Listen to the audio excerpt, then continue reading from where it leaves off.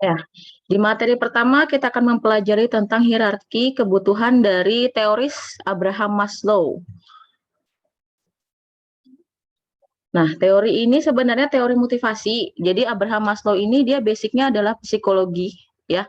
Jadi ada 5 tingkatan kebutuhan manusia yang digambarkan secara hierarkis atau seperti piramida. Bisa dilihat di gambar yang seperti pelangi ini ya.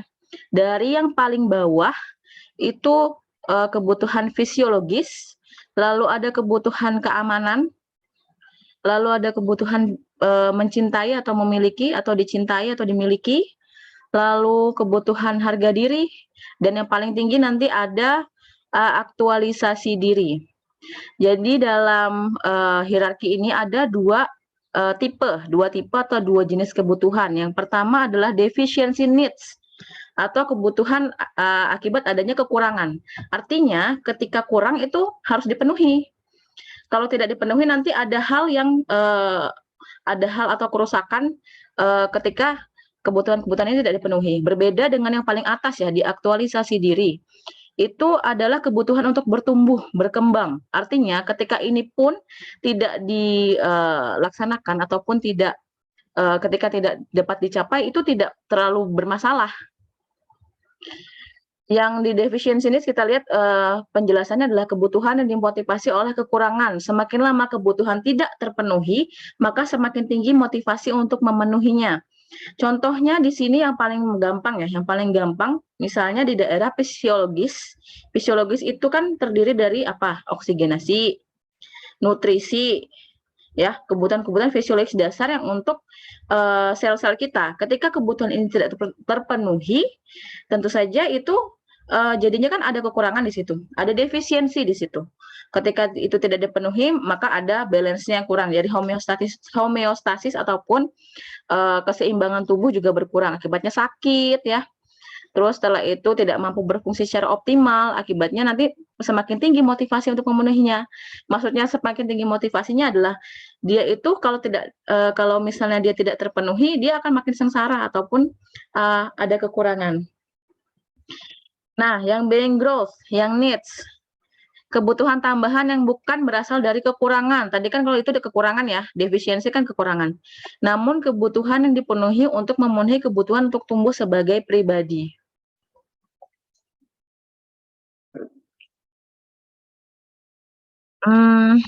Ya baik, kita lanjutkan. Nah, ini kebutuhan fisiologis, kebutuhan yang paling dasar, yang paling bawah. Kenapa disebut hierarkis? Jadi hierarkis itu maksudnya kebutuhan yang paling bawah ini harus dipenuhi dulu. Ketika kebutuhan di bawah ini tidak terpenuhi, itu yang di atas juga nggak akan bisa terpenuhi. Kebutuhan fisiologis adalah kebutuhan yang paling dasar untuk mempertahankan hidup secara fisik. Contohnya kebutuhan akan makan, minum ya, terus tempat berteduh atau tempat bernaung. Jangan salah, seks juga adalah kebutuhan. Bagi yang sudah halal ya, bagi yang sudah memang sudah usianya dan juga itu kan kalau itu kan tergantung sama norma ya. Terus tidur dan oksigen dan kebutuhan lainnya untuk keberlangsungan hidup kita. Jika kebutuhan ini tidak terpenuhi, tubuh manusia tidak dapat berfungsi secara optimal. Maslow menganggap kebutuhan ini yang paling penting karena semua kebutuhan lain menjadi sekunder sampai kebutuhan ini terpenuhi. Sekunder berarti ini kan yang istilahnya yang kebutuhan primer ya. Dan yang kedua ada kebutuhan rasa aman. Nah, di sini rasa aman itu relatif ya. Maksudnya itu kan pribadi seseorang dalam menilai saya ini aman atau tidak. Aman itu apa? Jadi setelah misalnya kebutuhan fisiologis itu telah terpenuhi, ya sekitar 90 sampai 100% itu sudah terpenuhi. Nah, ada kebutuhan-kebutuhan lain yang muncul. Jadi ini kebutuhan keamanan ya. Butuhnya keamanan, kemantapan, ketergantungan, perlindungan, kebebasan dari rasa takut, rasa cemas, kekalutan, lalu kebutuhan akan struktur, ketertiban, hukum dan batas-batasnya, kekuatan pada diri sebagai pelindung dan sebagainya. Maksudnya aman ini misalnya, contohnya aja misalnya dia sudah kebutuhan fisiologis tidak ada masalah, tetapi kebutuhan rasa aman seperti dia cemas akan suatu hal yang mungkin akan membuat dia itu tiap hari itu tidak tenang. Misalnya nih, orang yang sudah berkecukupan ya, tapi dia merasa tidak aman karena misalnya besok dia tidak tahu harus makan apa misalnya. Fisiologisnya hari itu tercukupi, misalnya besoknya nggak tahu harus makan apa. Biasanya yang begitu itu biasanya yang penghasilannya misalnya harian. Jadi tidak kayak kita misalnya kan kita kan digaji kayak per bulan kayak gitu. Tapi ada digajinya per hari. Besoknya dia masih takut hari ini terpenuhi, tapi apakah besok itu sama? Kan belum tentu. Terus kebutuhan akan perlindungan ketika kita berada di lingkungan yang kurang cocok dengan kita. Padahal kita secara fisik bagus. Misalnya teman kita dalam lingkungan kos saja ya, lingkungan kos saja yang yang rukun pun ketika ada masalah, ketika ada salah paham, itu kan kebutuhan rasa amannya tidak terpenuhi. Nah, dari situ contoh-contohnya. Lalu ada kebutuhan akan rasa memiliki dan rasa cinta. Setelah kebutuhan fisiologis dan keamanan terpenuhi, tingkat selanjutnya adalah kebutuhan sosialnya. Melibatkan perasaan memiliki, kebutuhan akan kebutuhan interpersonal, dan memotivasi perilaku. Jadi kebutuhannya ini seperti misalnya kita merasa berperan di masyarakat karena kita sudah melakukan peran kita di masyarakat. Akhirnya kita dianggap sebagai bagian dari masyarakat itu.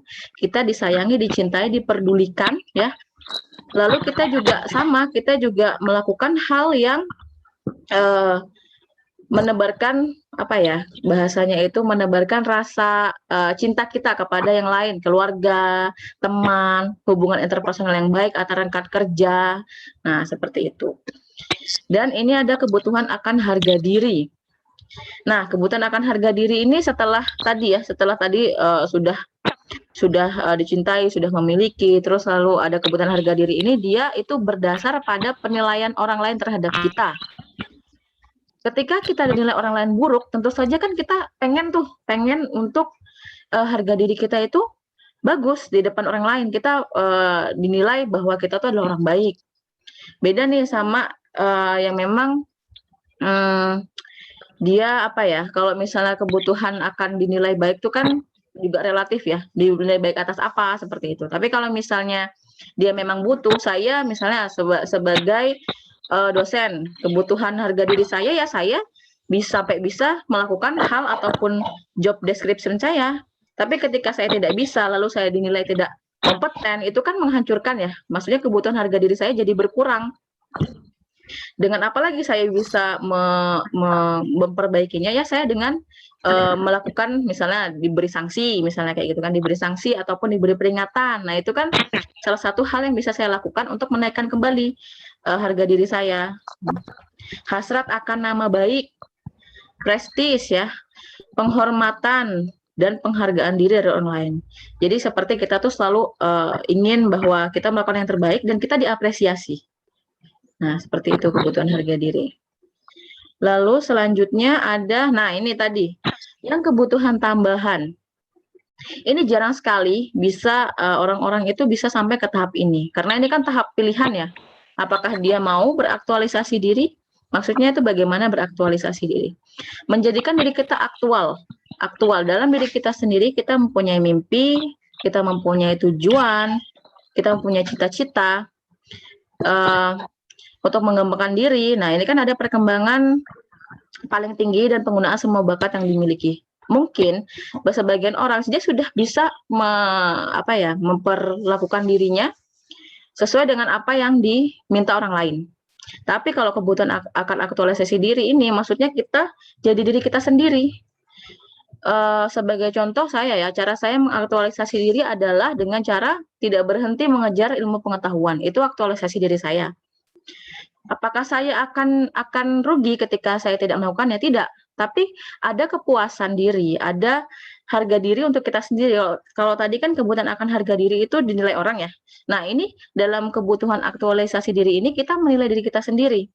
Apakah kita mampu untuk memenuhi tadi cita-cita kita, keinginan kita, terus semua kemampuan kita salurkan. Nah, itu di aktualisasi diri. Nah, meskipun kebutuhan dalam tingkat sebelumnya yang tadi deficiency needs itu masih lebih rendah, seperti misalnya merasa aman secara fisik ataupun emosional, mempunyai perasaan memiliki dan cinta, serta merasa bahwa diri kita adalah individu yang berharga. Namun kita akan merasa kecewa, jadi kita tuh menilai diri kita sendiri. Kita akan merasa kecewa, tidak tenang, dan tidak puas jika kita gagal untuk berusaha memuaskan kebutuhan akan aktualisasi diri ini. Nah, ini sebenarnya dari teori ini itu agak mudah dipahami, cuman memang bagi masing-masing orang itu kebutuhannya relatif. Jadi sesuai sama perjalanan hidup seseorang tersebut. Akan tetapi di Abraham Maslow ini hierarki kebutuhannya memang yang secara garis besar ya, jadi secara umum. Masih banyak memang kebutuhan-kebutuhan lain yang seperti ini ya. Pola Gordon itu kan kebutuhan ya.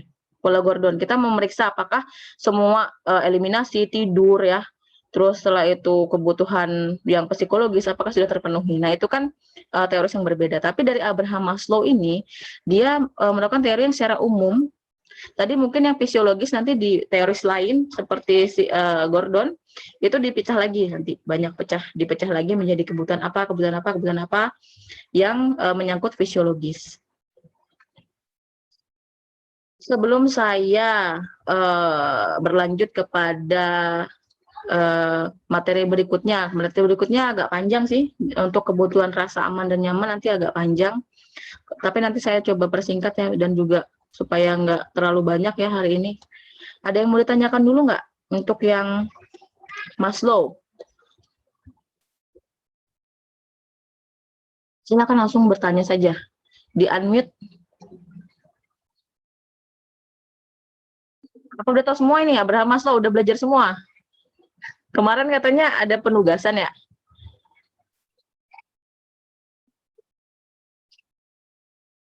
Mana ini suaranya? Penugasan kemarin kata ini koordinatornya Pak Burhan gimana? Sudah dijelaskan belum?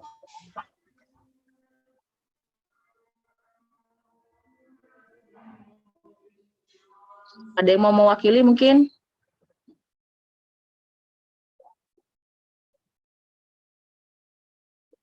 Wah, ini saya cek satu-satu ya. Sebentar.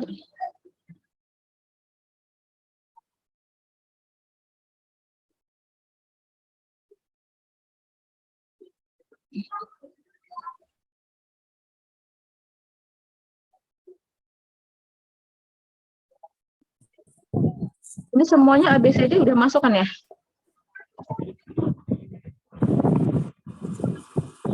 Udah. Oke. Ini kan banyak nih ya ininya mahasiswanya ya.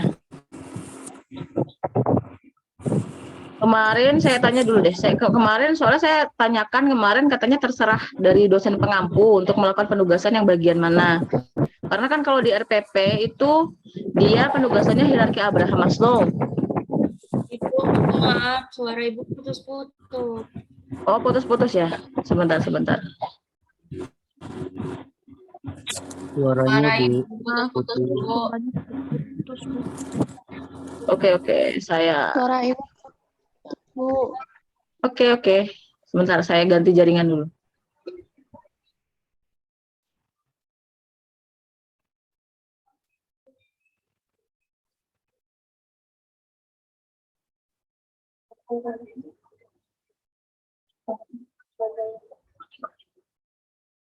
Aku tethering aja nih.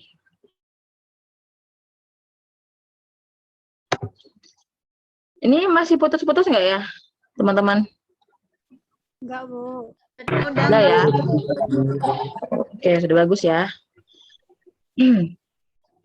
Ya, kemarin salah satu saja coba yang jelaskan ke saya, itu kemarin dari koordinator mata kuliahnya menjelaskan penugasannya bagaimana ya?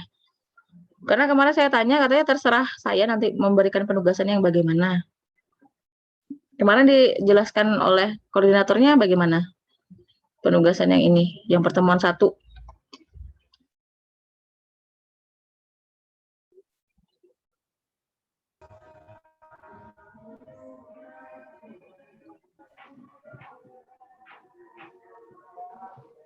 Apa ini masih putus-putus ya suaranya ya? Sudah tidak, Bu. Oke, kalau misalnya tidak ada yang bertanya, saya lanjutkan lagi ke materi satunya ya. Permisi, Ibu. Oh iya, sholat Jumat ya. Indonesia Timur sholat Jumat. Iya, Mau Bu, dilanjut? waktu Mm-mm. Ya Bu, Indonesia Timur sekarang lagi sholat Jumat. waktu pertemuan pertama sama itu Bapak Koordinator kayaknya belum dijelasin deh, Bu. Yang Oh ya. tugas pertama. Oke, yang tugas pertama mungkin saya alihkan saja dari hierarki Maslow ke patient safety ya. Jadi nanti kan ada kelas ABCD. Nanti mungkin saya bagi untuk kelompoknya. Jadi penugasannya nanti kalian cari tentang patient safety sama universal precaution itu apa saja. Dimakalahkan saja, nggak usah terlalu banyak ini, tapi yang penting intinya saja dipresentasikan seperti itu. Tentang apa tadi, Ibu? Maaf.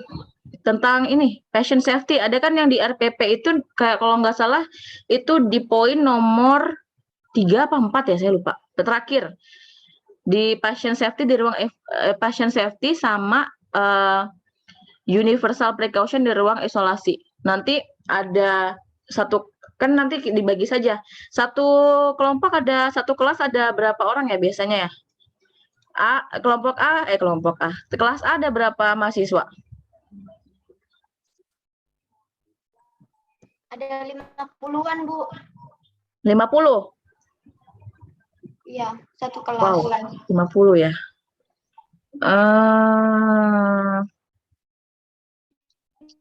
Kalau dibagi 4 pun masih terlalu banyak ya. Iya, kalau dibagi 4 pun masih terlalu banyak ya kayaknya ya. Bagi 4. Ya, dibagi 4 aja ya, dibagi 4. Nanti kalau dalam satu kelas dibagi 4. 2 kelompok itu patient safety. Tentang patient safety, lalu 2 kelompok lainnya di universal precaution di ruang isolasi. Tapi saya setelah perkuliahan, insya Allah hari ini saya usahakan saya kasih ininya tata cara penugasannya. Jadi nanti teman-teman yang presentasi ke saya.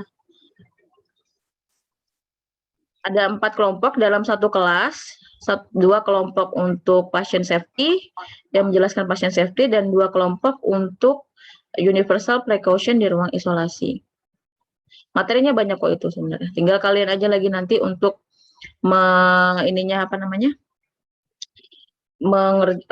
mengekspornya bagaimana. Ini yang Indonesia Timur berapa orang ya? Ini saya usahakan ini jam setengah 12 lah, setengah 12 sudah saya selesaikan nih materinya yang rasa aman, nyaman sama nyeri. Berarti yang tugas mandiri di RPP itu enggak ya, Bu? Yang membuat rangkuman gambar diagram konsep KDM. Oh, nggak usah. Itu tidak, nggak usah. Ini kan yang membuat rangkuman nanti kalian kan nanti pas penugasan juga buat rangkuman. Ini kan saya sudah sudah rangkum juga nih yang kebutuhan fisiologi, selesai aman nyaman, nanti nggak usah, nanti yang ini saja, yang patient safety sama ini saja yang di ini. Nanti saya nilainya berdasarkan penugasannya aja. Itu nanti pengumpulannya melalui Skalsa juga atau gimana? Kan kalau Skalsa berarti kan harus ada perwakilannya doang ya, yang ngumpul ya, harus ada perwakilannya aja yang ngumpul. Nggak apa-apa sih di Skalsa. Kalau misalnya Skalsa gangguan, nanti bisa minta email saya buat ngirimnya ya. Oke, Bu. Deadline-nya kapan, Ibu? Deadline-nya itu UTS tanggal berapa ya? Saya kok lupa UTS-nya PKDM itu Tanggal 20. tanggal 20 ini ya? Tanggal 20 Oktober ya? Tanggal 20-an Oktober berarti. Kalau tidak nanti presentasinya setelah UTS saja, nggak apa-apa.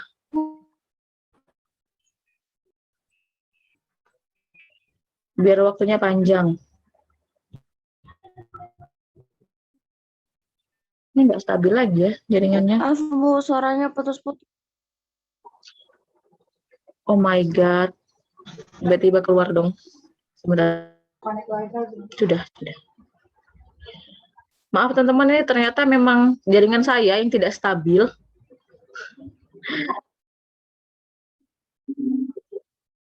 Kita lanjut saja ya ke ini rasa aman dan nyaman, karena nanti ada yang mau sholat Jumat.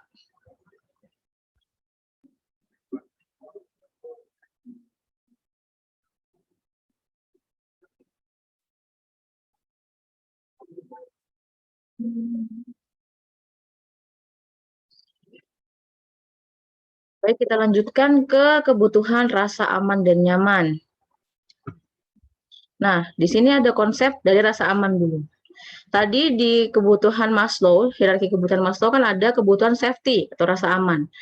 Di sini definisinya adalah terbebas dari ancaman bahaya, baik cedera fisik, termasuk psikologis. Lalu tidak terbatas juga pada keamanan fisik saja. Kalau keamanan fisik kan kayak seperti cedera, injury ya, itu keamanan fisik. Tapi juga ada psikologis, jaminan kita keamanan, terus stabilitas sistem yang menghindarkan kita itu dari perasaan cemas, takut, khawatir, tidak tenang. Jadi ketika kita sudah tidak cemas lagi, tidak khawatir lagi, dan kita merasa tenang, itu sudah dalam fase ataupun dalam tingkatan yang aman. Itu juga kebutuhan ini itu tuh tergantung dari persepsi maupun rasa dari si individunya masing-masing. Nah, ini maksudnya terbebas dari ancaman itu, tadi ancamannya ada cedera fisik dan psikologis ya. Dalam psikologisnya itu maksudnya adalah sehat secara mental, memiliki kehidupan sosial yang stabil, yang harmonis, dan emosinya juga ikut stabil. Nah, ada hal-hal yang mempengaruhi. Ada 3 ya di sini ya. Ada dari faktor lingkungan, ada adat istiadat, kebiasaan, dan peran dalam masyarakat. Maksudnya bagaimana? Ketika kita berada di suatu lingkungan, tentu saja ada peraturan di situ, ada norma di situ, ada kebiasaan di situ. Ketika kita tidak bisa mengikuti ataupun kita kan norma itu kan peraturan ya yang dianut oleh sebuah kelompok. Ketika kita masuk ke lingkungan, tentu saja kita harus mengikuti apa saja tadi adat istiadatnya, kebiasaannya. Ketika kita tidak mengikutinya, rasa aman dari kita secara psikologis akan berkurang. Kita merasa cemas, kita tidak diterima. Kita merasa cemas, kita tidak berperan dalam masyarakat karena tidak mengikuti apa norma maupun kebiasaan dari masyarakat yang tempat kita tinggal. Lalu ada di faktor selanjutnya ada faktor hubungan interpersonal. Interpersonal itu kan berarti interpersonal, di luar personal, ataupun bisa lebih dari satu orang. Kita berhubungan dengan banyak orang. Hubungan antar individu yang berdampak secara psikologis.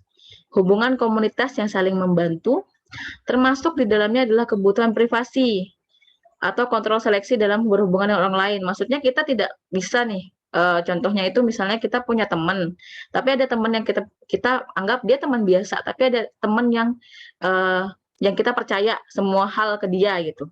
Itu termasuk kebutuhan privasi. Nah, dari faktor hubungan interpersonal ini, karena kita dalam kehidupan itu tidak bisa hidup sendiri, kita pasti berinteraksi dengan orang lain. Rasa aman atau tidaknya kita itu tergantung dengan hubungan ini. Ketika kita merasa misalnya dalam kesulitan, kita pasti merasa tidak aman kan, entah itu dari kebutuhan dari ekonomi, dari kebutuhan dari perlindungan secara fisik, kita harus melibatkan orang lain di dalamnya. Ketika kita libatkan orang lain, kita berharap bahwa orang ini ataupun teman-teman dari hubungan interpersonal ini bisa membantu kita untuk memenuhi rasa aman itu dengan cara misalnya kalau lagi sakit ya kita minta tolong untuk diantarkan ke rumah sakit atau diantarkan ke klinik, ke dokter seperti itu. Nah, itu kan jadinya akan lebih aman ya. Berbeda ketika kita tidak punya hubungan interpersonal yang baik. Kita menjadi cemas kalau kita nanti nggak ada yang bantu gimana ya, terus habis itu apakah saya bisa sendiri untuk merawat diri saya sendiri, untuk melindungi diri saya sendiri. Nah, itu rasa amannya langsung berkurang. Lalu ada respect atau rasa cinta dan penerimaan. Respect dan penerimaan yang membuat individu merasa terlibat dan memiliki. Ini tadi masuk ke kebutuhan loving and belongings. Loving and belongings itu masuk ke sini. Tingkat rasa percaya dan kualitas komunikasi. Ketika kita hubungan interpersonalnya baik, dan juga orang-orang yang kita dekat ataupun yang kita komunikasi kita nyambung, itu respek rasa cinta atau penerimaan ini membuat kita merasa aman juga. Beda kayak misalnya dengan teman saja ya. Dengan teman, misalnya kita bicara soal A, tapi dia nyambungnya B. Kita kan merasanya kok gini gitu kan, kok tidak sesuai. Nah, itu rasa amannya juga sudah mulai komunikasi yang tidak baik, itu juga sudah mulai merusak rasa aman itu sendiri. Memang kalau misalnya rasa yang secara psikologis ini akan dipersepsikan beda-beda oleh orang. Tapi kalau misalnya fisik kan biasanya sama ya. Biasanya kalau misalnya rasa aman secara fisik ya itu tadi seperti misalnya keamanan security dari penjahat atau dari orang-orang yang ingin menyakiti secara fisik. Nah, itu rasa aman yang fisik. Tapi kalau psikologis nanti tergantung dari kebanyakan dari dunia luar kita, dari luar pribadi ataupun luar personal kita. Nah, di sini ada persepsi rasa aman. Yang tadi bahwa rasa aman itu dia akan dipersepsikan beda-beda oleh masing-masing orang atau individu sesuai sama yang disesuaikan sama kebutuhannya masing-masing. Persepsi adalah penarikan kesimpulan terhadap suatu informasi yang diperoleh melalui indera. Jadi kita yang menyimpulkan informasi yang kita dapatkan tadi dari hubungan interpersonal, faktor lingkungan, ada juga tadi rasa cinta ya, rasa cinta atau respect. Itu kita tarik kesimpulan apakah keadaan kita sekarang ini di faktor lingkungan, interpersonal dan juga respect itu sudah dirasa aman oleh kita gitu. Sesuai tidak dengan kebutuhan kita. Nah, itu persepsi rasa aman. Kenapa ini perlu? Karena rasa aman merupakan persepsi. Jadi ketika individu itu merasa bahwa saya sudah memenuhi tadi di faktor lingkungan itu mempengaruhinya secara positif, interpersonal mempengaruhinya juga secara positif, respect juga sudah saya dapatkan. Nah, orang itu akan merasa aman, nyaman dan terlindungi. Jadi persepsinya positif. Nanti sebaliknya, ketika perasaan seseorang mungkin dilihat orang dinilai kita sudah tercukupi itu rasa amannya, sudah diperlakukan secara baik. Tapi ternyata kita mempersepsikan diri kita itu adalah lingkungan ataupun posisi yang tidak aman buat kita. Tetap nanti jadinya persepsinya negatif. Gitu. Jadi nanti persepsi itu dipengaruhi oleh perasaan diri ataupun anggapan masing-masing orang. Nah, ini kita sudah masuk ke kebutuhan rasa nyaman. Ketika kita sudah aman, tentu nyaman ini juga akan lebih mudah didapat. Ini saya ambil dari teori Kolkaba ya. Jadi Kolkaba itu merupakan juga guru besar di psikologis dan di keperawatan juga ya, yang mencetuskan teori kenyamanan. Kenyamanan itu merupakan suatu keadaan telah terpenuhinya kebutuhan dasar manusia yang bersifat individual dan holistik. Teman-teman pasti sudah tahu ya, untuk arti holistik itu sendiri bagaimana. Keutuhan, secara utuh, secara penuh, tidak ada sesuatu apapun. Semua aspek terpenuhi, itu holistik. Dengan terpenuhinya kenyamanan, dapat memberikan keadaan sejahtera bagi individu tersebut. Di sini kenyamanan juga tidak hanya satu ya, banyak. Kenyamanan itu ada kenyamanan secara fisik, berhubungan dengan sensasi tubuh. Kita tidak sakit, kita sehat walafiat, kita merasa tidak kurang suatu apapun dalam hal fisik. Nah, itu kenyamanan secara fisik.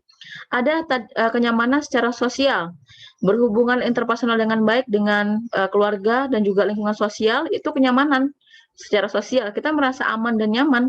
Nyamannya ya kita berfungsi secara optimal di lingkungan sosial tersebut. Ada juga psikospiritual.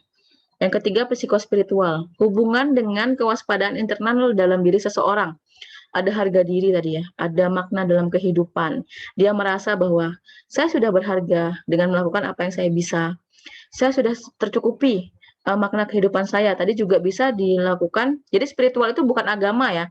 Spiritual itu tidak semuanya mulu-mulu tentang agama. Tapi spiritual itu adalah keutuhan dalam diri kita. Kita berhubungan diri kita itu, kita menganggap atau kita menilai diri kita itu jadi kita tuh seperti melihat diri kita sendiri itu spiritual, sudah terpenuhi atau belum.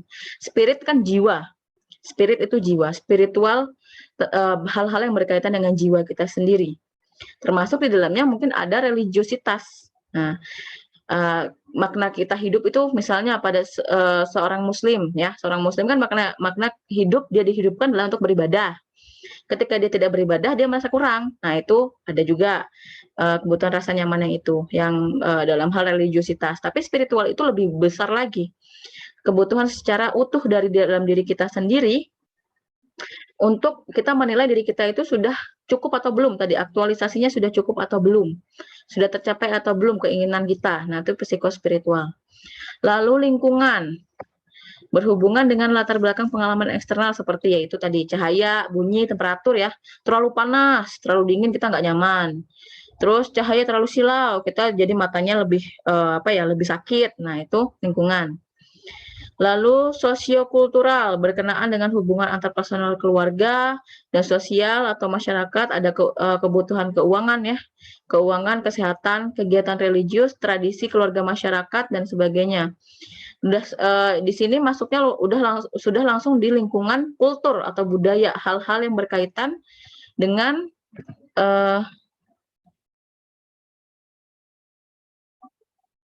ini terjeda ya di sana ya?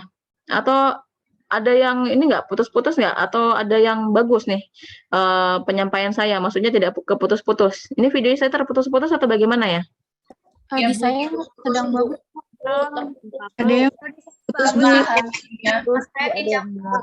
Bagus ada Videonya terjeda, Ibu. videonya Videonya putus-putus, Bu. terjeda ya? Sekarang yang teman-teman lihat apa ini di screen saya? yang dilihat Yang konsep Konsep kebutuhan rasa nyaman. Kabel, Bu. Oke, ya itu benar berarti ya. Untuk ininya tidak terjeda. Maksudnya, screen-nya sering terjeda, ya. Tapi kelihatan kan ya? Kelihatan ininya screen saya. Kelihatan, Ibu. Oke, Kelihatan, Bu.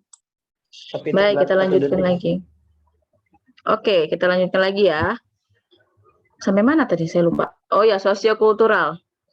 Kebutuhan rasa nyaman berada di lingkungan sosial dan kultur. Tadi ada di ini ya, faktor-faktor yang mempengaruhi rasa aman pun juga ada. Ketika kita merasa aman, nyaman ini maksudnya kita tidak segan. Misalnya tadi untuk personal dan keluarga, kita merasa nyaman di lingkungan keluarga, di lingkungan masyarakat kita merasa nyaman untuk berkegiatan.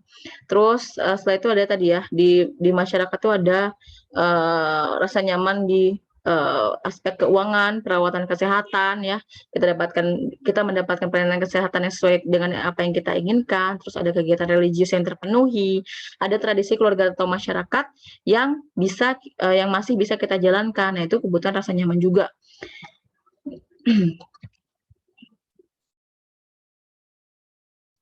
Nah, ini ada tingkat kenyamanan. Jadi nyaman itu ternyata tidak hanya kita merasa nyaman, tapi ada tingkatannya. Yang paling dasar itu adalah relief. Relief itu kenyamanan paling dasar, maksudnya ini lebih ke aspek fisik ya. Tubuh terbebas dari rasa sakit. Relief. Jadi masuknya ke aspek fisik, kita tidak cedera, kita tidak sakit, kita masih bisa berkegiatan seperti biasanya, itu relief. Di atasnya lagi ada ease. Kenyamanan yang lebih tinggi, tidak hanya merasakan kenyamanan secara fisik, tetapi juga kenyamanan secara pikiran atau psikologis. Wah, ini sangat susah ya. Apalagi kalau banyak tugas gitu, psikologisnya langsung terganggu. Banyak tugas, tadi barusan dikasih tugas ya, langsung mikirnya habisin saya ngapain kayak gitu. Itu rasanya kebutuhan rasa aman dan nyamannya udah hampir terganggu itu. Lalu ada yang paling tinggi. Ini biasanya diperoleh oleh orang-orang yang sudah beraktualisasi diri. Namanya transcendence. Kenyamanan di sampai tingkat spiritual atau rohani. Jadi sudah cukup semuanya. Dia sudah merasa hidupnya udah bermakna full, holistik. Ini sangat jarang sekali nih. Bahkan yang sudah tua pun ya, sudah sepuh, itu merasa masih kurang. Namanya manusia ya, ketika kita banyak sekali kebutuhan, hal-hal, cita-cita yang mungkin tertunda, yang mungkin tidak terpenuhi, ini saja mungkin akan sulit untuk dicapai. Itu tingkat kenyamanan. Nah, kita berlanjut ke nyeri. Karena nyeri ini di domain Dinanda, di diagnosa keperawatan, itu masuk ke kenyamanan. Ya. Makanya habis gangguan rasa aman dan nyaman, saya langsung alihkan ke nyeri, karena nyeri merupakan salah satu deskripsi gambaran dari gangguan rasa nyaman. Nyeri merupakan respons subjektif individu yang menunjukkan adanya masalah atau perasaan yang tidak nyaman. Subjektif yang berarti bahwa tingkat nyeri seseorang itu berbeda-beda. Pengalaman sensori serta emosional yang tidak menyenangkan berkaitan dengan kerusakan jaringan, baik itu aktual maupun potensial, atau menggambarkan suatu kerusakan yang sama. Dan maksudnya pengalaman ini, nyeri itu kan merupakan pengalaman ya, ketika kita sudah kena nyeri, kita pasti ingat tuh, oh saya pernah nyeri seperti ini misalnya, kita misalnya kena api gitu kan. Oh ya, kita tahu rasanya kena api itu bagaimana gitu. Atau kena sayatan pisau, tentu berbeda sama api ya. Kena kobaran api, berbeda. Jadi pengalamannya secara sensori. Lalu kenapa nyeri ini penting? Ternyata nyeri itu bukan merupakan sesuatu yang merugikan sebenarnya.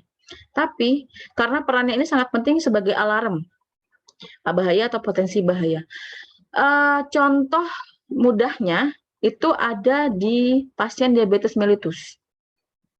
Pasien diabetes mellitus yang dia sudah neuropati, kerusakan sel saraf, dia tidak merasakan nyeri ketika misalnya tersayat, ketika misalnya dikasih panas, dia kan nggak merasa. Tapi jaringannya jadi rusak karena tidak ada alarm itu, dia merasa biasa saja, tidak apa-apa gitu. Tapi hal itu malah akan berbahaya ketika rasa nyeri ini hilang. Maksudnya alarm, berarti kan kalau alarm tuh kita tahu, oh ini tidak baik buat jaringan kita. Tubuh kita langsung merefleks untuk menarik diri dari sumber bahayanya, sumber nyerinya. Nah itu maksudnya berperan sebagai alarm.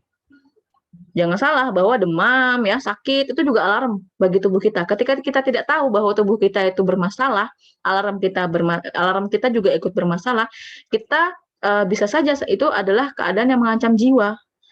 Nah, makanya nyeri ini sangat penting sebenarnya. Sangat pentingnya itu bukan hanya dilihat dari sisi negatifnya, tapi ada sisi positifnya. Ketika kita nyeri, kita langsung waspada. Kita langsung melakukan hal yang membuat kita tidak nyeri. Nah, itu. Nyeri adalah pengalaman memori sehingga bila terdapat bahaya yang sama, bisa dihindari. Sama seperti tadi. Saya sudah tahu rasanya misalnya kena paku atau kena tusukan jarum misalnya. Itu kan disuntik aja, diinjeksi saja, itu kan pengalaman memori juga ya, takut. Makanya ada orang tuh yang bahkan dia nggak mau disuntik karena sudah tahu rasanya disuntik ya. Ini sakit nih, itu suntiknya misalnya kalau disuntik sama suster itu sakit mbak, saya nggak mau kayak gitu. Nah itu kan pengalaman, jadi dia tidak mau, dia menghindar gitu, menghindar dari saya nggak mau sama disuntik sama mbak yang itu misalnya. Nah, itu juga pengalaman bagi pasien di rumah sakit, nyerinya itu. Makanya dia menghindari dengan cara dia cari supaya nggak nyeri itu bagaimana caranya kayak gitu. Lalu ada 2 yang akan dihasilkan dari respon nyeri ini. Pertama, perilaku termotivasi, yaitu menarik diri atau bertahan. Sama seperti kita kena kecipratan minyak ya. Kalau kita lagi misalnya cewek-cewek nih lagi menggoreng atau apa gitu ya, karena cipratan minyak kan kita pasti ke belakang. Bahkan itu refleks tanpa adanya peringatan sebelumnya. Lalu ada reaksi emosional, menangis atau takut. Nah itu juga hal yang biasanya dihasilkan oleh nyeri. Jadi misalnya, ya itu tadi contohnya ya, banyak orang-orang yang takut disuntik, takut dilakukan operasi. Nah cemas pra-operasi. Itu kan juga dia tahu gitu, nyeri, oh tubuh saya nanti akan diginikan, saya takut nanti sakitnya gimana, misalnya sakitnya berbulan-bulan, dia nggak mau, dia takut nangis. Nah itu tuh salah satu juga akibat dari pengalaman nyeri. Tapi beda sama misalnya dia mungkin sudah tahu ya, nyerinya tuh ternyata nggak sebesar itu. Jadi selanjutnya, pada tahap selanjutnya ataupun pengalaman selanjutnya, itu dia tidak terlalu takut lagi, reaksi menangis atau takutnya dia sudah turun. Nah, di nyeri itu ada berbagai macam reseptor ya. Ada nociceptor, namanya nociceptor ya. Reseptor nyeri itu dinamai nociceptor. Nanti setelah ini kita akan pusing ya. Kita akan pusing dengan bahasa-bahasa ilmiah ya. Karena habis ini kita akan berhadapan dengan mekanisme nyeri ya. Nanti dari medula spinalis ke area cerebrum. Nanti ada mekanismenya. Sebelumnya kita harus tahu dulu reseptor nyeri. Yang pertama adalah mekanis, nociceptor mekanis. Reseptor ini berespon pada saat kita menghadapi kerusakan mekanis. Misalnya tersayat, terpukul ya, dicubit. Nah, itu yang bekerja adalah reseptor mekanis. Ada nociceptor suhu. Nah, ini makanya nanti ada kita belajar juga tentang termoregulasi. Regulasi tubuh dalam mempertahankan suhu tubuh secara normal. Itu nanti yang bekerja reseptornya adalah namanya nociceptor suhu. Lalu yang ketiga ada nociceptor polimodal. Nociceptor ini berespon pada semua rangsangan yang bersifat merusak. Kalau tadi kan mekanis ya, merusak tuh juga dalam hal psikologis juga ada yang merusak. Jadi makanya kita rasanya tuh kayak nangis, pusing ya. Itu juga salah satu respon nyeri. Termasuk semua bahan kimia iritan dan jaringan yang cedera. Nah, itu polimodal. Nah, sekarang kita coba lihat nih. Saya coba pakai video ya. Nanti bisa teman saya jelaskan per perjalanannya. Jadi nanti mekanisme nyeri itu ada beberapa tahap sampai kita merasa nyeri. Padahal kita merasa nyeri kesenggol aja dengan bahan yang tajam. Kita langsung merasa nyeri kan, tapi ternyata perjalanannya panjang. Kita lihat dulu untuk videonya.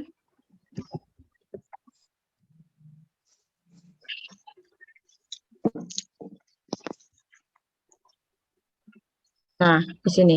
Proses nyeri itu melibatkan beberapa tahap. Ada transduksi, konduksi, transmisi, persepsi, dan modulasi. Nah, selanjutnya kita nanti dijelaskan transduksi itu apa, ya. Nah, transduksi adalah proses perubahan dari stimulus nyeri tadi. Stimulus nyeri itu datang dari luar ya, dari luar, menjadi potensial aksi oleh nociceptor. Reseptor sudah menerima rangsangan dari luar lingkungan. Nih sini ada suhu ya, suhu dingin, panas, ada cabai ya. Ternyata cabai itu membuat nyeri. Tapi kenapa ketagihan ya kita biasanya ya? Kalau nggak ada cabai nggak enak. Terus ada dari bahan kimia maupun bahaya mekanis. Ya, ini ada jarum suntik dan juga hal-hal yang bisa membuat kita cedera secara fisik. Itu akan diterima oleh ujung-ujung saraf bebas kita yang ada di misalnya permukaan kulit. Terus ada permukaan mukosa. Nah, itu ada di situ tuh nociceptor kita, ujung saraf bebas kita. Itu transduksi. Jadi dari stimulus nanti jadi potensial aksi. Apa itu potensial aksi? Potensial aksi itu dia menjadi aliran listrik dari persyarafan kita. Dari tadi rangsangan itu nanti berubah menjadi ada listriknya, ada hal ada sinaps yang akan berjalan di akson dan juga mielin ya. Akson dan juga mielin itu nanti menghantarkan dari reseptor ke area medula spinalis dan juga di area otak. Itu transduksi. Lalu ada konduksi. Konduksi adalah proses berjalannya impuls tadi ya. Tadi kan diubah potensial aksi. Dari potensial aksi itu bentuknya nanti adalah impuls yang nanti berjalan secara aferen. Aferen itu dia ke atas dari medula spinalis nanti ke atas ke daerah talamus. Nah, nanti ada aferen, jadi dia turun.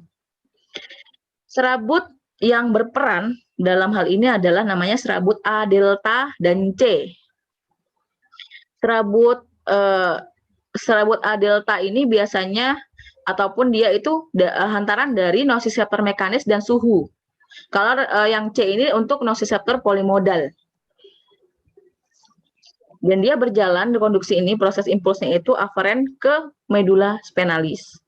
Spinalis maksud saya. Itu konduksi.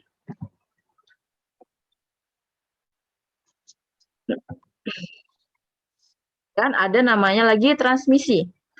Transmisi ini proses impuls tadi yang sudah masuk ke area medula spinalis itu naik sampai ke talamus. Nah, ini masih aferen ya, jalur aferen atau jalurnya tuh ke atas. Ke talamus dan kemudian diterima oleh korteks somatosensorik. Korteks ini akan bertanggung jawab sama respon-respon kita terhadap nyeri ya. Maksudnya dia akan membentuk persepsi ke kita. Nanti ini rasanya nyeri kayak gitu. Ada persepsinya nanti. Nah, habis itu, setelah itu di daerah somatosensorik akan diproses di daerah talamus ya, akan diproses pengolahan informasi itu. Oh, persepsinya oh ini nyeri, tapi pada keadaan tertentu memang yaitu tadi contohnya ada di daerah, ada di contoh kasus diabetes ya, dia adalah yang terganggu adalah di daerah awal, di daerah transduksi. Karena kan transduksi tadi kan mengirim sinyal ya ke reseptor kita. Tapi kalau pada orang yang diabetes, itu kan sinyal tidak terdetek karena memang ada kerusakan di persarafannya. Jadi sarafnya reseptornya tidak aktif. Jadi mau dikonduksi jadi proses konduksi, transmisi dan juga persepsi nanti hilang, nggak ada. Jadi nanti tetap dia merasa biasa saja walaupun terkena rasa nyeri. Harusnya nyeri, tapi dia tidak merasa nyeri.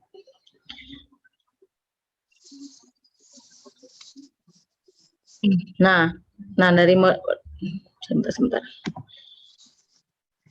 Dari modulasi, dari persepsi itu ke modulasi. Jadi modulasi ini sudah turun ya. Maksudnya ketika kita merasa nyeri, yang misalnya cuman kejepit pintu gitu ya, kejepit pintu jari kita. Tapi kan nyeri itu tidak berlangsungnya terus ya. Ini nyerinya akut ya. Tidak berlangsung secara terus menerus kayak gitu. Nanti di otak itu akan diproses kembali dari proses modulasi ini agar rasanya itu berkurang setelah kita melepaskan dari sumber nyeri. Jadi nanti kita mungkin pas ditiup ataupun dielus-elus gitu dia nyerinya makin lama makin berkurang. Itu dari proses modulasi. Turun ya dari impulsnya itu dari tadi atas yang aferen ke medula spinalis untuk inhibisi nyeri.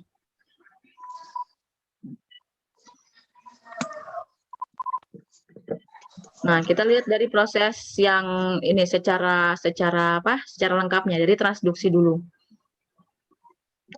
Transduksi adalah proses perubahan dari suatu stimulus menjadi suatu energi listrik yang tadi saya bilang ya, menjadi potensial aksi. Nah, ini merupakan gambaran. Nah, ini merupakan gambaran bagaimana sih caranya potensial aksi itu terbentuk. Karena potensial aksi itu terbentuk karena ada stimulus tadi. Di ujung-ujung saraf bebas kita ada namanya kanal ion. Banyak kanal ion itu bertanggung jawabnya. Ini contohnya ya, ada TRPV1, TRPV2 yang masing-masing itu kanal ionnya itu bertanggung jawab dengan stimulus tertentu. Misalnya di sini ya, di sini ada suhu yang terlalu panas, 27 sampai 34 akan misalnya dia itu lebih tinggi, misalnya 38 derajat Celcius, akan mengaktifasi terbukanya kanal ion ini. Nah, kanal ion itu nanti ada proses kenapa ada di potensial aksi itu disebut dengan energi listrik karena di dalam tubuh kita itu ada juga namanya kan ion ya, ion. Ada Ca, ada Na, ada kalium. Ya. Itu semuanya ada di kanal ion ini. Yang harusnya di bawah membran ini harusnya lebih negatif. Di sini positif. Tapi ketika kanal ionnya terbuka karena adanya stimulus, dia di sini jadi positif. Di sini jadi positif, akibatnya terganggu kan? Terganggu itu ininya yang harusnya pada saat homeostasis dia ada di bagian bawah itu negatif. Nah, dia semakin positif. Berarti impulsnya semakin besar. Lalu ada perubahan ion di situ yang saling bertubrukan, yang saling bertukar ya karena kanal ionnya terbuka. Nah, itu terjadi potensial aksi. Potensial aksi listriknya langsung terganggu seperti korslet seperti itu. Lalu ada, nah ini di kanal ionnya ada ion-ion ini yang menyebabkan adanya reaksi-reaksi kelistrikan. Nah, ini kalau misalkan kanalnya terbuka, harusnya ini tidak masuk. Ada bisa masuk, tapi ketika itu sudah mencapai ambang batas tertentu yang terlalu banyak, itu akan menyebabkan impuls sensasi panas. Karena tadi contohnya panas ya. Jadinya sensasi panas itu akan diterima oleh nociceptor tadi. Nah, barulah dia berjalan nanti ke medula spinalis. Ini baru yang bagian awal ya. Aduh. Sebentar. Nah, nih misalnya suhu lebih dari 52 derajat akan mengaktifasi, tadi kan masih normal tuh suhunya 34, 36. Nah, kalau di atasnya lagi nanti TRPV2 yang bertanggung jawab untuk pembukaan kanal ion. Nah, sama. Nanti impulsnya juga sensasi nyerinya tajam malahan. Bukan panas lagi, tapi langsung tajam ya. Nah, ini dari bahan kimia. Bahan kimia itu nanti di TRPV1 sama ASIC itu nanti impulsnya juga sama sensasi nyeri. Jadi semuanya itu akan berubah ketika ada impuls. Nah, ini yang terlalu dingin ya, terlalu dingin. Itu nanti yang bekerja adalah kanal ion TRPM8.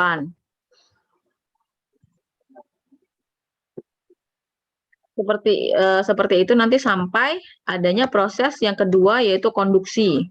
Ini kan masih transduksi ya. Bentar nih, kenapa tidak bisa dicepatkan? Nanti ada videonya kok, sudah saya taruh di PPT. PPT-nya tidak saya ubah menjadi PDF, nanti bisa diputar. Ada suaranya juga. Nah, lalu kita ke mekanisme konduksi. Nah, pada mekanisme ini sebelumnya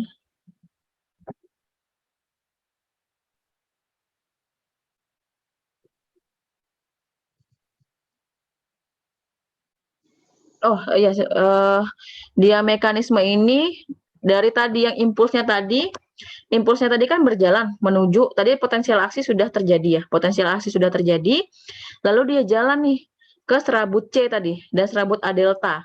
Serabut A delta tadi bertanggung jawab atas nosiseptor, mekanis, dan juga suhu. Serabut C ini ke nosiseptor polimodal. Dia akan berjalan ya, nanti bisa ada keduanya, bisa langsung ke medula spinalis atau salah satunya sesuai sama impuls yang berjalan. Dia berjalan di akson dan akson bermielin ya, nanti ke medula spinalis. Nah, ada namanya neuron ya, neuron, ada 2 neuron yang bertanggung jawab di sini. Ada neuron pertama yang nanti berada di ganglion radix dorsalis ya, neuron pertama, dan juga ada neuron kedua nanti yang sudah masuk ke area medula spinalis. Kita lanjutkan dulu supaya nggak bingung ya.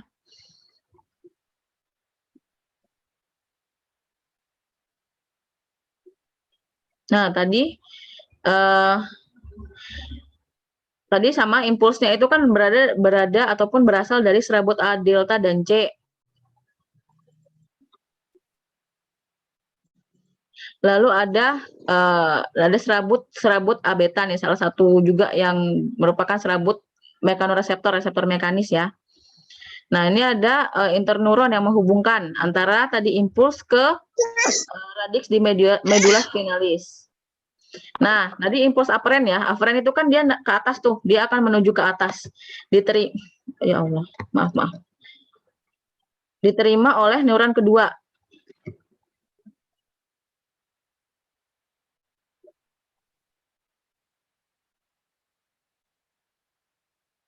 Nah, setelah diterima ini nanti teruskan ke namanya tractus spinothalamicus. Dia berjalan ke sini dulu. Nanti tractus ini akan bertanggung jawab untuk menghantarkan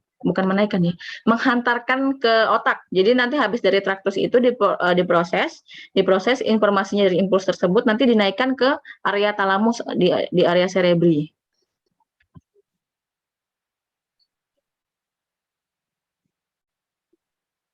Nah, itu naik ya, sudah mulai naik, nanti naiknya itu sampai ke daerah talamus. Nah, di sini daerah-daerah otak ya. Ada somatosensori, korteks. Nah, ini talamus yang nanti juga akan diterima ya menerima tadi impuls dari tractus spinothalamicus.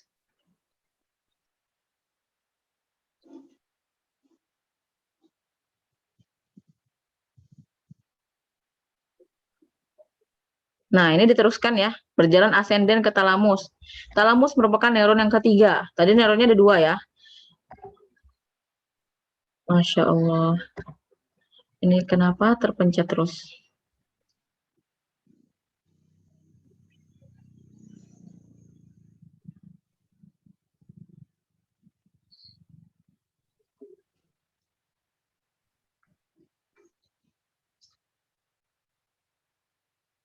Nah, ke talamus tadi itu akan diteruskan ke korteks somatosensorik yang nanti akan menimbulkan persepsi nyeri.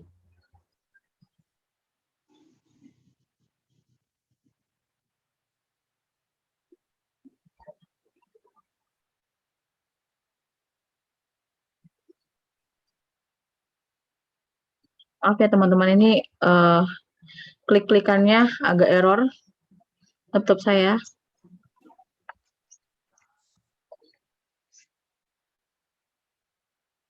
Nah, nanti baru mulai berjalan ke dari persepsi tadi ke area talamus ya, ke korteks hematosensorik yang dia mempertanggungjawabi banyak persepsi dari kebanyakan dari mekanis ya kalau reseptornya yang di area somatosensorik. Nah, itu setelah itu kita akan merasa nyeri. Nah, setelah merasa nyeri itu nanti dipersepsikan kan. Nah, nanti setelah itu informasi impuls yang ada di somatosensorik turun lagi ke jalan yang eferen ya. Eferen ataupun dia ke bawah secara descendant. Itu nanti mengirimkan impuls ke neuron stimulasi di neuron norepinefrin. Jadi nanti ada tubuh kita jadi mempunyai teknik inhibisi nyeri sendiri.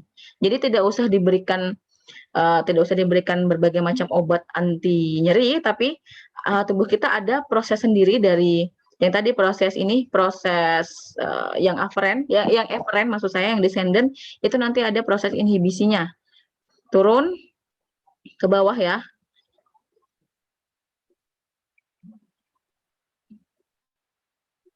Nah, ini mengirimkan impuls juga stimulasi ke neuron serotonin. Nah, nanti ke bawah itu kita sudah punya anestesi sendiri dalam tubuh kita. Nanti dilepaskan serotoninnya. Norepinefrin juga dilepaskan ya di tingkat spinal. Akhirnya impuls nyeri yang masih terus berlangsung ini ada proses inhibisinya. Serabut inhibisi mulai turun, descendants, dan melepaskan serotonin tadi yang diinformasikan di otak ya. Akibatnya proses nyeri tidak berlangsung terus-menerus.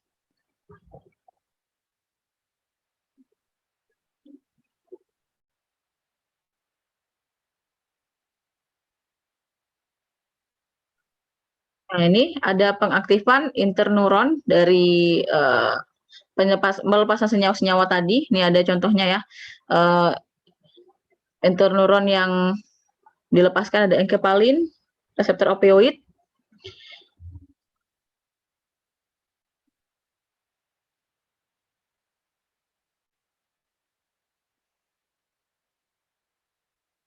Akhirnya ada proses inhibisi di sana, presinaps ataupun yang sebelum masuk ke neuron kedua itu sudah diputus ataupun sudah ditutup jalannya. Akhirnya impulsnya yang aferen ini yang nanti impulsnya itu akan masuk ke otak itu dihentikan terlebih dahulu jalannya.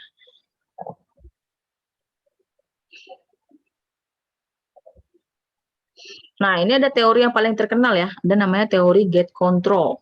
Teori nyeri yang paling terkenal. Itu teori modulasi ini sama seperti modulasi ini adalah proses tadi yang turun ke bawah, lalu nanti ada inhibisi yang dilakukan oleh otak kita ya, melepaskan banyak sekali hormon-hormon yang bisa membuat kita itu lebih nyaman. Jadi itulah alasannya kenapa misalnya habis nyeri kita langsung kayak mengelus ataupun habis setelah kita menarik diri dari sumber nyeri itu nyerinya udah lumayan lebih hilang. Nah, itu modulasi.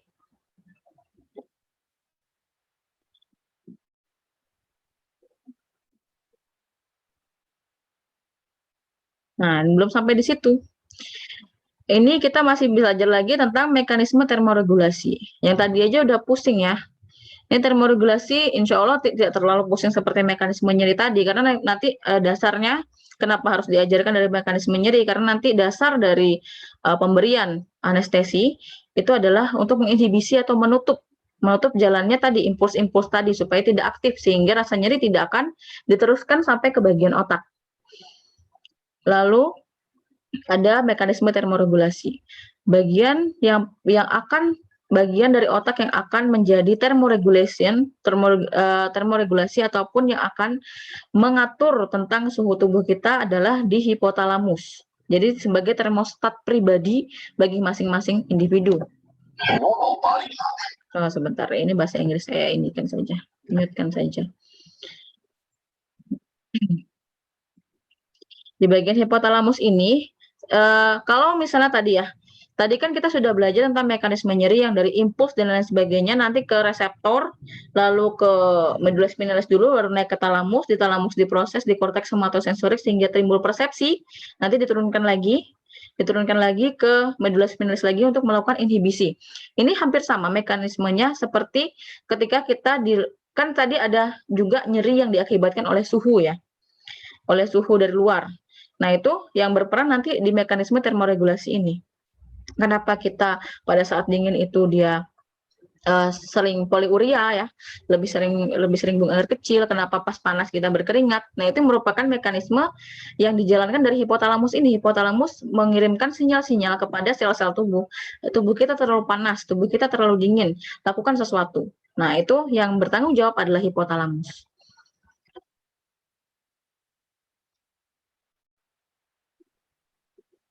Ada cooling response dan juga misalnya terlalu dingin. Apa yang akan terjadi ketika misalnya terlalu panas atau terlalu dingin? Pada saat pada saat terlalu panas, tubuh kita itu merespon dengan cara itu tadi, vasodilatasi konstrik ya, yang berarti yang cooling itu nanti vasodilatasi untuk menyamakan regulasi tubuh kita. Jadi maksudnya adalah tubuh kita punya seperti pada saat kita ini ya, mengecek suhu orang itu kan 36,5 sampai 37,5 ya. Itu normalnya. Tapi ketika naik tubuh kita, hipotalamus ini akan berespon gitu. Akan beresponnya bagaimana ketika terlalu panas tadi? Blood vessel-nya dikonstrik karena dari blood vessel ini juga ada menghasilkan panas. Lalu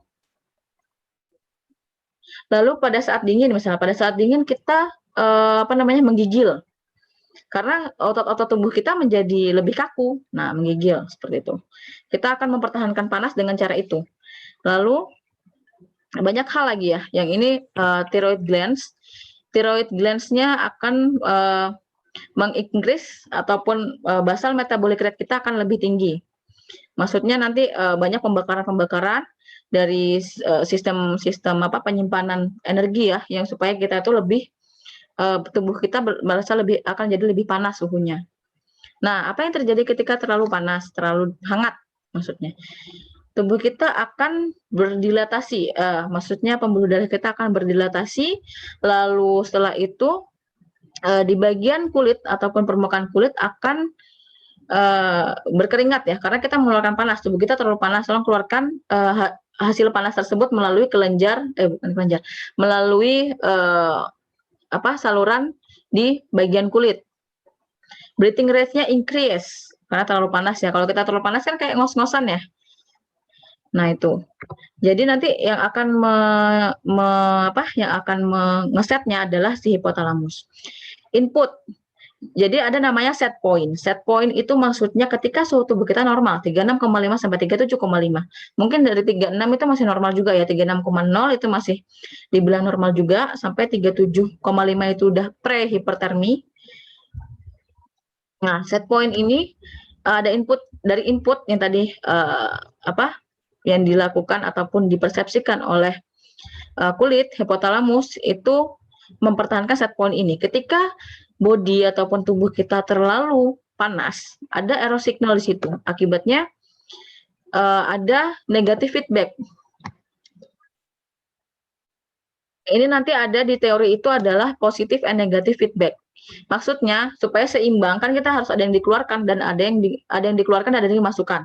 Ketika di input dia terlalu panas, tubuh akan memberikan respon negatif dengan cara ayo dinginkan. Hipotalamus yang akan mengaturnya. Ada error signal di sini. Hipotalamus merespon, akibatnya memberikan feedback. Tolong berikan cooling response terhadap tubuh ini. Sama seperti di terlalu dingin, yang keadaan terlalu dingin juga. Ini terlalu dingin, tidak sesuai dengan set point. Silakan dilakukan warming response tadi, seperti yang tadi. Warming response itu berarti kan dia berdilatasi. Napasnya menjadi lebih tinggi RR-nya. Lalu berkeringat. untuk mengeluarkan panas. Mempertahankan cairan dalam tubuh supaya tadi habis berkeringat kan, jadinya kita ketika panas itu jarang kita untuk ke toilet ya biasanya, karena tubuh juga ada input dan output yang harus diseimbangkan dari sisi body fluid atau cairan tubuh. Ini namanya adalah positif negatif feedback di mekanisme termoregulasi.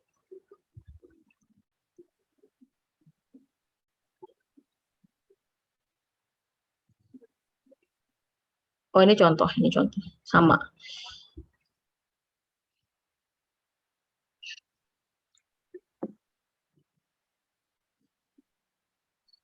Nah, ini udah pusing belum? Tadi nyeri sama termoregulasi jadi satu. Bayangkan ketika saya menjelaskannya tidak pakai video, mungkin teman-teman akan lebih bingung. Ini di mana sih letaknya? Seperti itu. Di mana sih? Bagaimana sih? Ternyata nyeri itu perjalanannya sangat panjang. Nah, setelah ini silakan, apa ada yang mau bertanya terlebih dahulu terkait tadi rasa aman dan nyaman sekaligus nyeri dan suhu tubuh? Silakan. Ini udah hampir setengah 12 ya. Ibu izin tanya. Sebentar. Siapa yang bertanya? Mbak Yuniar, silakan Mbak Yuniar. Dilatasi itu apa ya, Bu, tadi? Gimana? Dilatasi itu apa ya? Oh, dilatasi. Oh, kemarin belum dijelaskan ya? Udah dijelaskan belum? Fase dilatasi, fase konstriksi sudah dijelaskan? Bu, Belum. Oh, belum. Ya, nanti. Oh, ya, berarti kita belajar ya dari awal. Ya, maaf, karena saya kira teman-teman sudah mengerti. Jadi nanti misalnya ada kata-kata yang tidak dimengerti, silakan langsung potong saja ya. Potong saja, karena saya takutnya ketika saya menjelaskan, saya kira kalian sudah mengerti, teman-teman sudah mengerti, jadi saya lanjutkan. Jadi, fase dilatasi dan fase konstriksi adalah keadaan sifat dari pembuluh darah sesuai respon tubuh kita. Misalnya, fase dilatasi itu biasanya, dilate itu melebar, vaso itu adalah pembuluh. Jadi ketika vasodilatasi, berarti pembuluh yang melebar. Saluran seperti selang itu dia lebih lebar. Maksudnya dia melebar kayak. Jadi pembuluh darah kita itu sifatnya elastis. Dia bisa mengecil maupun dia bisa menyempit maupun melebar sesuai dengan kondisi tubuh kita. Tadi seperti termoregulasi, pada saat tubuh kita itu terlalu coba kita lihat ini. Saya kok agak lupa juga. Ketika terlalu dingin, itu vessels ataupun blood vessels kita akan constrict. Itu merupakan respon dari tadi terlalu dingin, akibatnya blood vessel kita constrict untuk mempertahankan panas. Constrict itu mengecil ya, bukan mengecil, menyempit. Nah, ini juga biasanya ada di pasien-pasien dengan hipertensi. Apa sih yang dialami pasien hipertensi? Dia gangguannya bisa di pembuluh darah maupun di jantung. Jadi pada pasien hipertensi itu dia kan tekanan darahnya tinggi. Kenapa? Karena blood vessels-nya itu banyak sekali keadaan-keadaan menurut pasien hipertensi itu blood vessel-nya constrict ataupun dia menyempit. Akibatnya tekanan ketika kita memeriksa itu kan ada tekanannya misalnya di atas 200 ya. Dari si pasiennya itu merasa pusing dan lain sebagainya karena itu tekanannya terlalu tinggi. Apa yang terjadi di blood vessels ataupun pembuluh darah yang constrict, dia jalur seperti apa ya? Kalau misalnya kita buka keran gitu ya, keran tuh ibaratkan jantung. Terus habis itu ada selangnya. Selang tuh ibaratkanlah seperti pembuluh darah. Ketika dia pembuluh darahnya lebih kecil ya, tapi jantungnya ini memompa terus. Tuk. Yang terjadi apa? Tekanan dari selang ini akan lebih besar. Akibatnya, kalau kita biasanya pernah lihat ini nggak ketika kita menyempitkan saluran di selang itu ya, kecil, kan dia makin cepat tuh, makin makin nyembur. Nah, itulah yang terjadi ketika vasokonstriksi. Beda sama orang yang misalnya tekanan darahnya rendah atau dia pas lagi kepanasan gitu ya. Pas lagi kepanasan terus habis itu tubuh harus mengeluarkan panas tubuh dengan cara mengeluarkan keringat. Itu kan asalnya juga dari beberapa cairan itu berasal juga dari cairan tubuh yang ada di darah. Jadi dia bervasodilate atau lebih permeable nanti ke dilate itu melebar. Jadi nanti akan lebih permeable plasmanya ya. Terus plasmanya terus nanti pembentukan dari kelenjar keringatnya itu yang didapat dari pembuluh darah nanti keluar jadi keringat. Jadi nanti dia bervasodilatasi untuk responnya. Karena dia ingin mengeluarkan panas ya, dikeluarkannya dengan cara itu, di vasodilatasi ataupun dilebarkan, akibatnya lebih permeable jaringannya di dekat ataupun di membrannya dan menyebabkan cairan tubuh kita keluar dengan keringat. Nah, itu. Nah, ada lagi nggak yang nggak dimengerti tadi? Saya kira waktu di anatomi, kemarin kan anatomi udah ya, anatomi, fisiologi.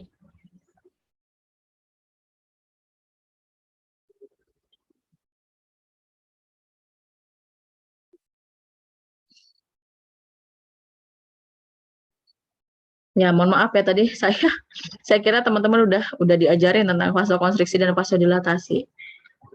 Jadi jangan bingung nanti kalau vasokonstriksi apa, vasodilatasi apa. Sebenarnya kalau belajar seperti ini, bukalah buku fisiologi. Buku fisiologi, apalagi tadi mekanisme nyeri itu ada di buku fisiologi. Saya juga belajar ini dari bukunya fisiologi dulu. Ya, ada yang tanyakan lagi?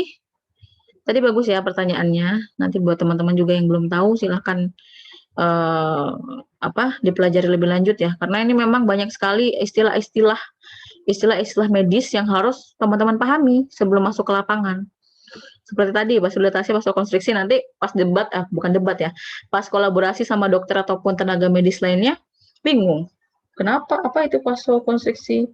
Apa itu vasodilatasi? Memang harus, saya juga dulu nggak diajarin, saya nyari sendiri. Karena saya penasaran itu apa sih maksudnya. Ada lagi yang bertanya? Ini banyak loh mahasiswanya, kok nggak ada yang tanya nih. Sudah ngerti semua, nanti saya keluarin loh ini di ujian nih. Mekanisme nyerinya panjang. Ya, oke.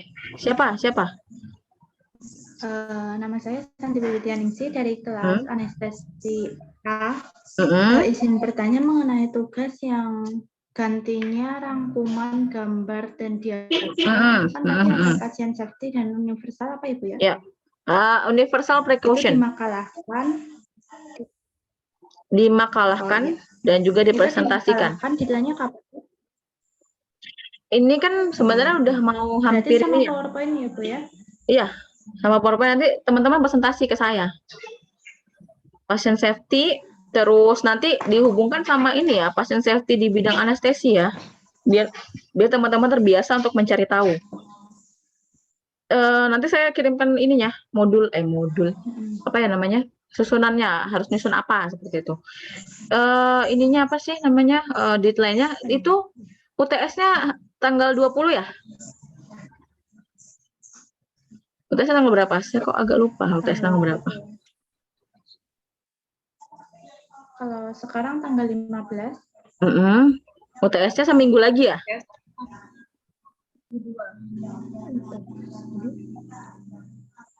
UTS-nya kalau nggak salah November, Ibu, tanggal 20. Oh, November. Masih November ya? Berarti masih bisa ya? Masih bisa untuk kita lakukan presentasi. Tanggal 22, Bu. Oh, tanggal 20 November atau Oktober?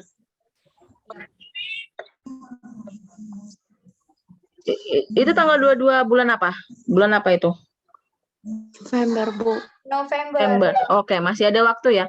Saya kasih waktu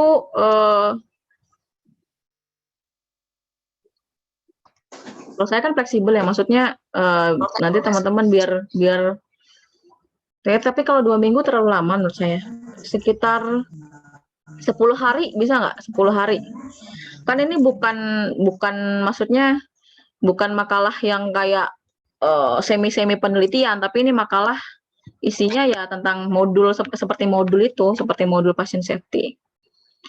Ada yang keberatan nggak kalau misalnya 10 hari sudah dikumpul, nanti hari ke makalahnya saja yang dikumpul, nanti PPT-nya nggak usah dikumpul, nanti itu teman-teman sendiri yang mengkreasikan ya. Jadi nanti makalahnya dikumpul 10 hari setelah pertemuan ini, bukan 10 hari setelah saya berikan susunannya, nanti presentasinya minggu kedua, maksudnya hari ke-14 berarti ya. Jadi teman-teman biar lebih siap kayak gitu loh untuk presentasinya. Jadi udah terburu-buru. Karena ini berarti masih ada sampai tanggal Oktober itu sampai tanggal 31. Lalu November 22. Oh ya, hari Senin ya, masih lama. Bisa ya, 10 hari. Pasien safety sama universal precaution.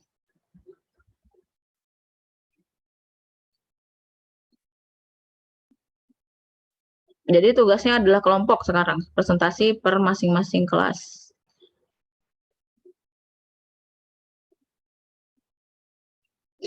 Ya, insya Allah habis ini ataupun hari ini nanti saya susunkan apa saja sih yang dibahas di pasien safety, nanti kalian cari. Terus Pak, yang pastinya saya akan mengharapkan dari kalian semua untuk mengkonekkan itu dengan praktik anestesi. Ya, biar kalian tahu apa saja sih yang harus kalian lakukan. Pasien safety, maksudnya perilaku pasien safety itu kan perilaku pasien safety yang bisa kalian lakukan di ruang pada saat melakukan tindakan ataupun pada saat sebelum tindakan, boleh di bagian peri anestesi, di pre, intra maupun post.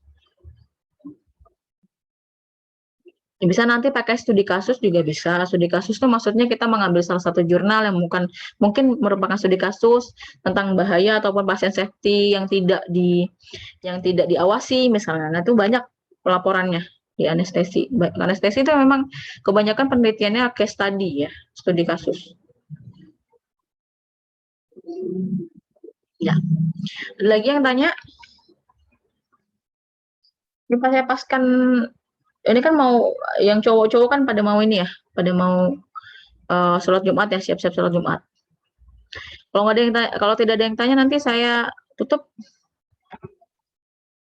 Ya, nanti videonya saya upload di Skalsa kok, tenang. Nanti jadi yang sholat Jumat, misalnya izin sholat Jumat nanti kita bisa mengikuti. Ibu tadi mau tanya lagi. Iya, gimana? Ibu, ini kan penugasannya itu ada apa ini ya tadi, universal precaution sama safety pasiennya. Itu nggak pakai ini kan Bu? Nggak pakai, maksudnya kita nggak pakai kayak diagnosis pasiennya apa gitu? Nggak usah. Nanti silakan, pasien safety itu kan, pasien safety sama universal precaution itu merupakan teori. Jadi teori itu ya memang ada ketetapannya, itu bahkan sudah ada di Kemenkes. Pasien safety itu udah ada ketentuannya di Kemenkes. Nanti biar maksud saya menugaskan itu biar kalian bisa eksplorasi kejadian nyatanya ataupun itu kan dalam teori ya. Teori itu kan paling dalam 1 kalimat atau 2 kalimat. Nanti silakan kalian mengeksplorasi apa saja yang bisa dilakukan oleh perawat anestesi di lapangan untuk mewujudkan hal tersebut. Seperti itu. Jadi bukan kayak diagnosa medis kita. Misalkan tadi saya mintanya adalah untuk menganalisis ya dengan case study misalnya. Case study itu sebagai refleksi. Jadi maksudnya bukan kita mencari harus diagnosis medis apa dan lain sebagainya, enggak, bebas. Tapi usahakan ada peran ataupun ada bagian peri anestesi di situ. Biar kalian bisa lebih paham. Ya. Oke, terima kasih. Di bagian terakhir, ya. Ibu mau tanya lagi. Iya, silakan. Itu untuk apa bagian dari pra anestesi, terus pasca anestesi kayak gitunya ketiga-tiganya masuk di situ atau salah satu aja? Boleh dimasukkan ketiganya, nanti sesuai sama kapasitas teman-teman saja. Saya menerima, maksudnya mau silahkan semuanya ya monggo. Kalau misalnya kedapatan yang pos, kebanyakan yang pos kan biasanya, itu ya monggo, terserah. Tapi itu kan sebagai refleksi saja ya, maksudnya bukan full makalahnya atau tentang pasien safety dalam anestesi, enggak, tapi kita harus tahu konsepnya dulu. Maksudnya yang makalah ini ditujukan sebagai modul kalian untuk nanti kalian belajar sendiri. Pasien safety saja, konsep pasien safety dulu, karena konsep pasien safety kan harus dipahami dulu sebelum kita tahu pasien safety dalam anestesi itu seperti apa. Karena kan di dalam RPP juga menyebutnya bukan pasien safety pada anestesi, tapi pasien safety dan universal precaution ruang isolasi.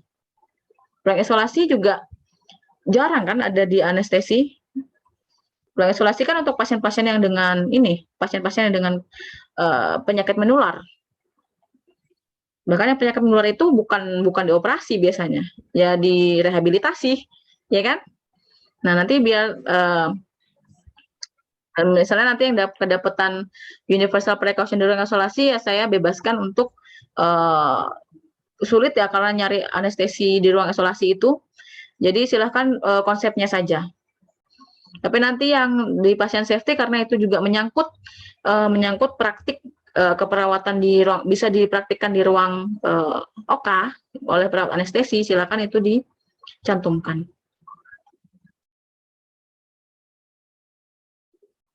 Seperti itu. Ada lagi yang tanya soal penugasan? Yang masih bingung? Baik, Ibu, terima kasih. Oke. Kalau sudah tidak ada, saya tutup ya. Nanti biar teman-teman yang teman-teman yang laki-laki biar bisa bersiap-siap sholat Jumat. Ya baik, jika tidak ada yang bertanya, saya tutup pertemuan hari ini. Alhamdulillah mungkin dengan keterbatasan, banyak keterbatasan tadi ya, teknis juga. Saya mohon maaf juga untuk pembelajaran ini sering tertunda karena juga saya bingung untuk mengatur jadwalnya karena di luar jadwal yang seharusnya. Tapi saya harap teman-teman bisa tetap mengikuti ya, dan juga nanti insya Allah nanti saya gimana? Tadi ada yang ada yang mau bertanya? Siapa tadi? Oh, saya salah dengar ya?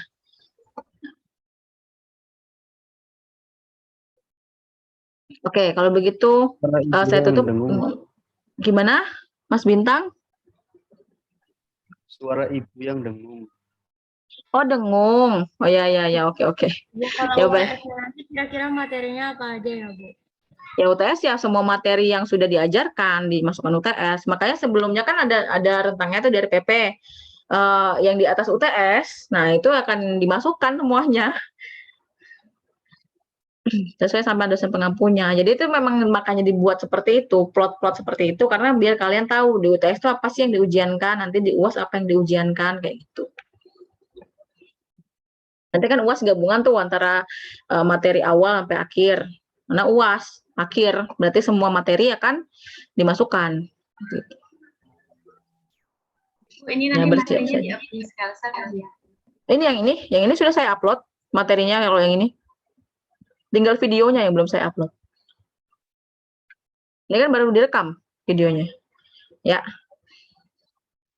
Oke, kalau begitu saya tutup pertemuan hari ini. Semoga teman-teman tetap tetap semangat, jaga kesehatannya. Walaupun di rumah ya, tetap jaga kesehatannya, jangan kendor ya. Jangan patah semangat walaupun nanti UTS sebentar lagi dan materinya susah-susah semua ya.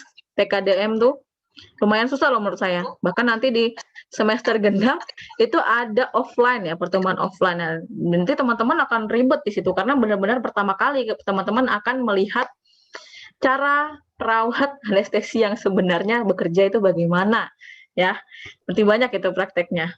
Jadi usahakan teman-teman harus siap-siap, apalagi vaksin ya, semuanya harus sudah vaksin. Kalau mau ke kampus, pastikan sudah vaksin. Jadi nanti pembelajarannya biar lebih lancar lah. Ya baik, saya tutup. Assalamualaikum warahmatullahi wabarakatuh. Silakan boleh leave meeting.